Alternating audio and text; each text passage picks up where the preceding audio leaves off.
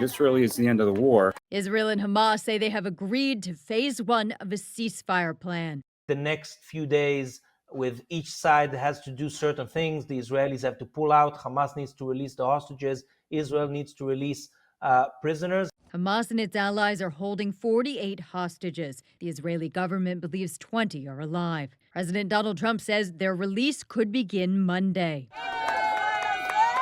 Many Israelis are expressing gratitude toward the U.S. What we're witnessing is peace through pressure. The Hostages and Missing Families Forum says members are excited, but adds, quote, "Our struggle is not over and will not end until the last hostage returns home." Reports out of Gaza say people there clapped and cheered at the news. It's incredibly quiet from the skies. Come on! The United Nations says it will supply sustained humanitarian relief to Gazans. Trump says other Mideast countries plan to help with reconstruction. I think Gazans will have massive relief as the war stops. Experts say the next phase of the ceasefire plan will be harder to implement.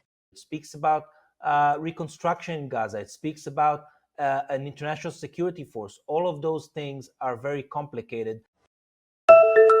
La justicia argentina condenó a Fernando Sabag Montiel y a Brenda Uliarte por el intento de homicidio a Cristina Fernández de Kirchner en septiembre del 2022. Para Sabag Montiel, la justicia le dio una pena de 10 años, mientras que para su expareja, Brenda Uliarte, una pena de 8 años.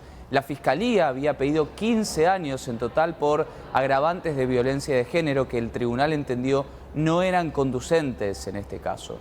En diciembre se van a conocer los fundamentos del fallo y ahí los imputados y los acusados podrán pedir ante la Cámara Federal una apelación a esta sentencia que muy posiblemente, según entienden los analistas, podría quedar firme.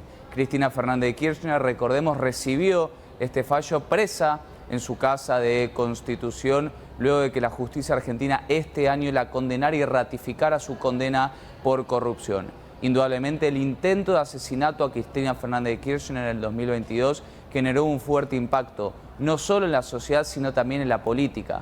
Fue un caso en el que ella volvía del Senado, donde en aquel momento lo presidía como vicepresidenta de la Nación, y Sabag Montiel estiró su brazo y disparó un arma que no se terminó disparando, no se terminó ejecutando, a centímetros nada más de quien fue 2 veces presidenta de la Nación y vicepresidenta con Alberto Fernández.